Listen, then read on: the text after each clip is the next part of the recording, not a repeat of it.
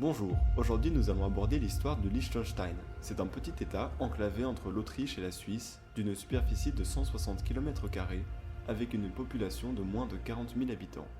Nous allons nous demander comment un si petit pays est né, comment a-t-il prospéré et comment s'est-il développé à travers les âges. En l'an 15 avant Jésus-Christ, le territoire du Liechtenstein fait partie de la province romaine de Raetia.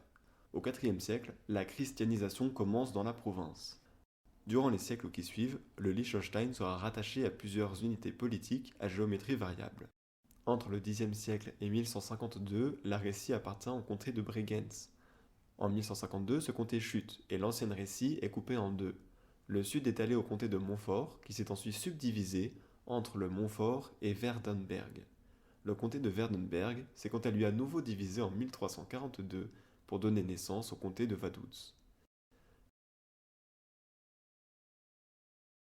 Le premier comte de Vaduz est Hartmann III de Werdenberg-Sargans. Un contrat de partage en 1342 entre Hartmann III et son frère Rudolf IV de Werdenberg-Sargans représente pour certains l'acte de fondation de la principauté de Liechtenstein.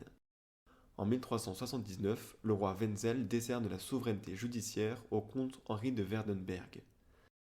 Et en 1396, le comte de Vaduz devient impérial.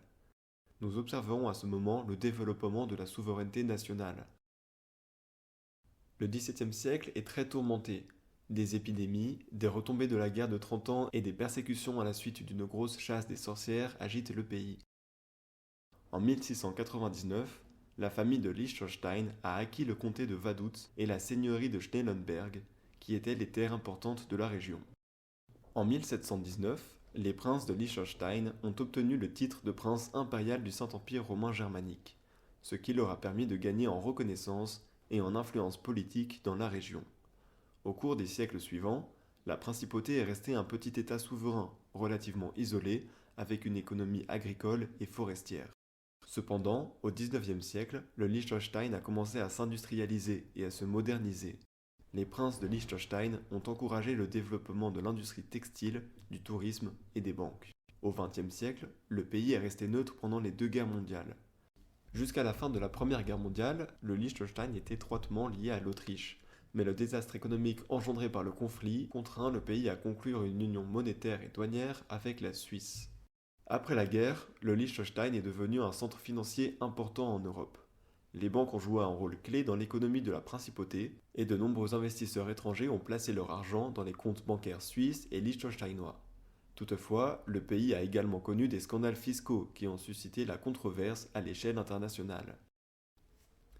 En 1921, le pays adopte une nouvelle constitution, ce qui accorde au peuple des mécanismes de démocratie directe et évite le risque de prédominance étrangère. À la fin de la Seconde Guerre mondiale, la Tchécoslovaquie et la Pologne agissent pour s'emparer de ce qu'elles considèrent comme des possessions allemandes et en profitent pour exproprier l'intégralité des terres et des possessions héréditaires de la dynastie liechtensteinoise en Bohême, Moravie et Silésie. Au total, 1600 km sont expropriés, comprenant plusieurs châteaux et palais. Durant l'après-guerre, les taxes peu élevées encouragent la croissance économique. Le pays devient une place financière de plus en plus importante. Une union douanière avec la Suisse et l'adoption du franc suisse comme monnaie nationale apportent au pays une politique et des conditions sociales très stables. Durant la même période, le Liechtenstein rejoint plusieurs organisations internationales pour se faire entendre sur la scène mondiale. Parmi elles, nous pouvons compter l'adhésion au Conseil de l'Europe, à l'ONU, l'ALE, l'Espace économique européen et l'Organisation mondiale du commerce. Cependant, la principauté n'a jamais rejoint l'Union européenne et reste un État souverain indépendant. La principauté est gouvernée par une monarchie constitutionnelle, dirigée par le prince Amsterdam II, qui a succédé à son père en 1989. Depuis les années 2000, le Liechtenstein a travaillé à renforcer sa réputation internationale et à améliorer sa transparence fiscale.